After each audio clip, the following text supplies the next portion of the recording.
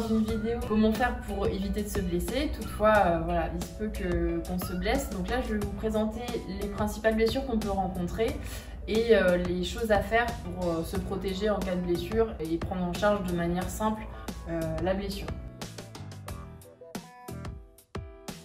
Ce qu'on retrouve nous le plus fréquemment, c'est l'entorse de cheville.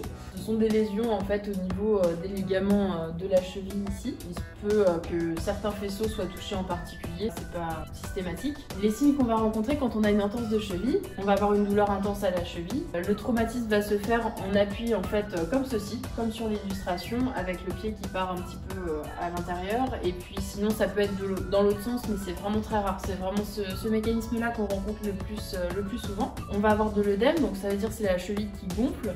Après, il faut faire attention, c'est pas forcément parce que ma cheville elle gonfle pas beaucoup que c'est pas grave. Ou alors si elle gonfle beaucoup, il faut pas non plus trop s'alarmer en disant c'est une entorse très grave.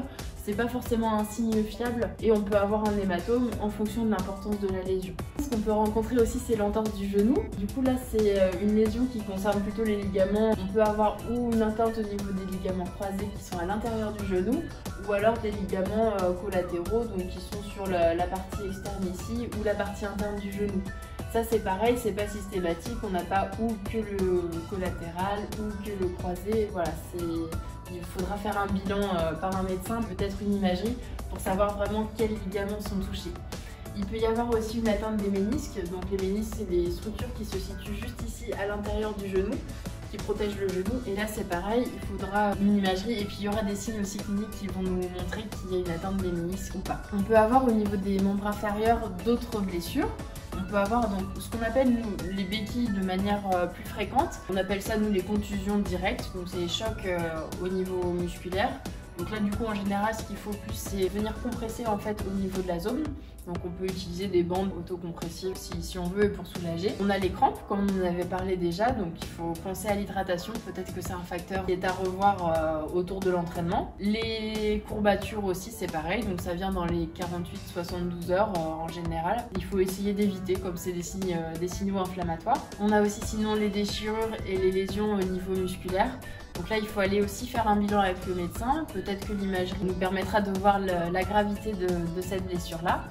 Et on peut avoir sinon une rupture du tendon d'Achille. Donc là, c'est assez spécifique, hein. On sent un grand coup de poignard dans le mollet. Et puis, on l'entend souvent, hein. Cette blessure, c'est assez impressionnant. Donc voilà, c'est les blessures qu'on peut retrouver au niveau des membres inférieurs.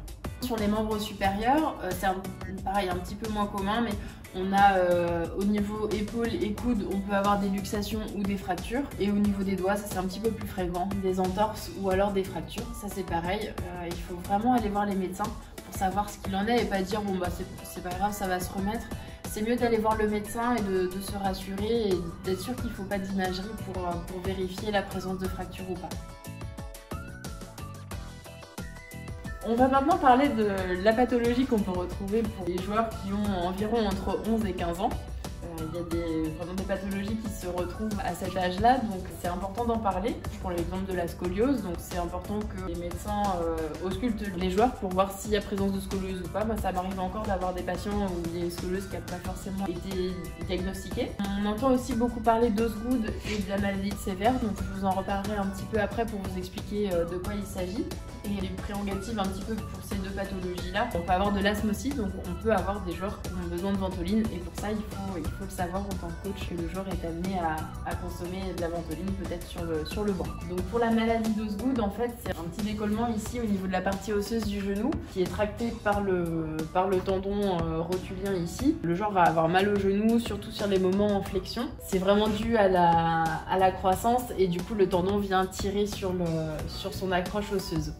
Et la maladie de Sévère, ça va être le même principe, sauf qu'en fait, ça va se situer au niveau du talon. Pareil, le tendon du triceps va venir tirer et créer des douleurs au niveau du pied. Ce que je vous conseille sur ces pathologies-là, c'est vraiment de ne pas arrêter l'entraînement. Il ne faut pas mettre complètement le joueur au repos. Il va falloir éviter toute douleur.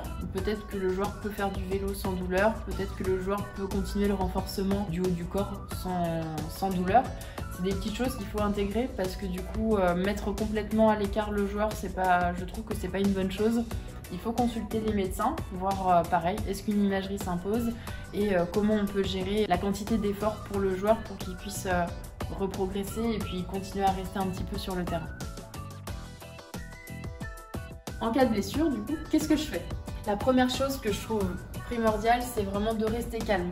Quel que soit le moment du match, il peut rester 2 secondes, une blessure arrive, on reste calme.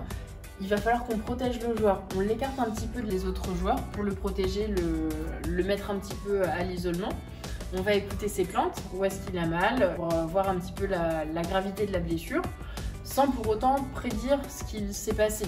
Le diagnostic, il reste médical. C'est pas le kiné, c'est pas le coach, c'est pas le joueur lui-même qui doit dire.